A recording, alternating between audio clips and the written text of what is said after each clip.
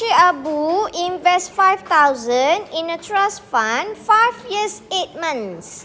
This investment offer an interest rate of 6% compounded every 3 months. For the first 3 years, 7% compounded monthly for the rest of the period. Okay. Let's draw some timeline. Okay. Invest 5,000. Apa maksud dia? Invest 5,000. P dia 5,000. Okay. So, for how long? For 5 years and 8 months. So, 5 years, 8 months kena divide dengan 12. Okay.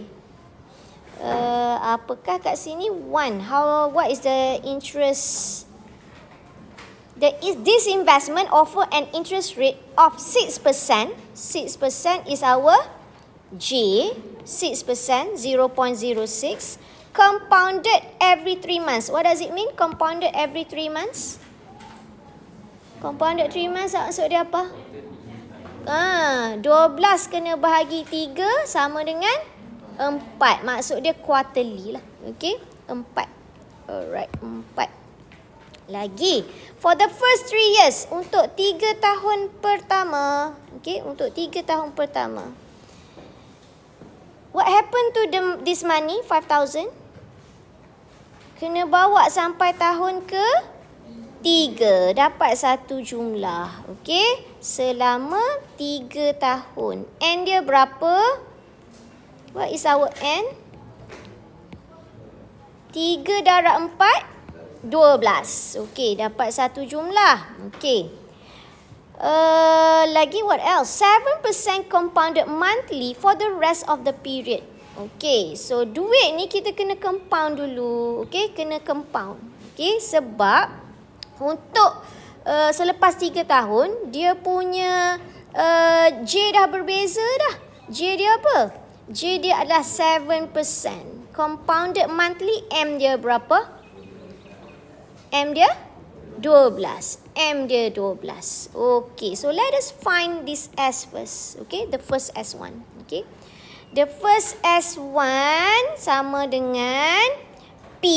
What is P? 5,000. 1 plus I.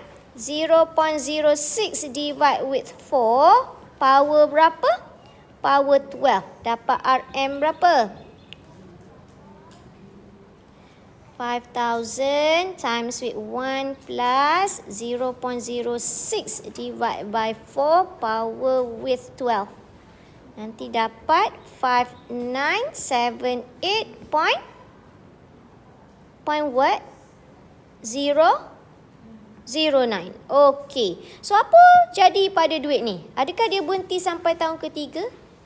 Tak. Dia kena bawa sampai habis. Sampai tahun ke-5 tahun 8 bulan. Okey, so bila jadi macam tu, S1 ni akan jadi apa?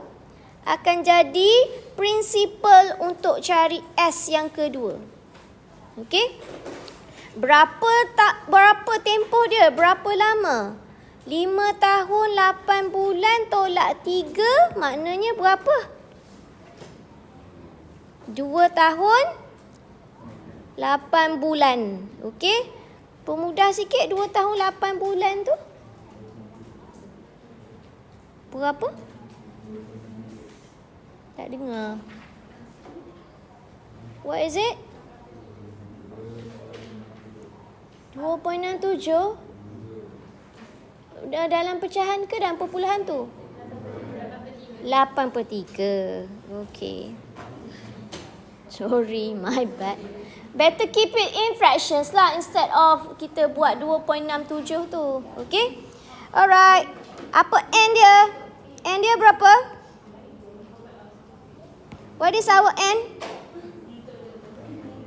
8/3 darab dengan 12 dapat berapa? 32. Okay. So, cari S yang kedua. Okay? Cari S yang kedua. Tapi J dia apa? J dia bukan 0.06 ya. J dia adalah 0.07 bahagi dengan 12, bukan bahagi dengan 4. N 32.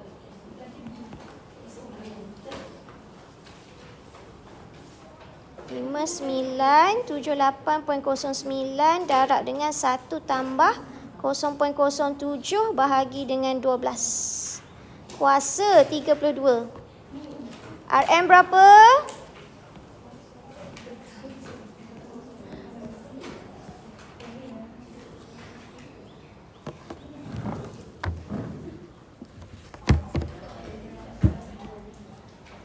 Interest, okay. Interest earned at the end of investment period. I, S tolak P. So, S, the final S is 7,201 and 4 sen tolak dengan 5,000. Nanti dapat dia punya interest, okay.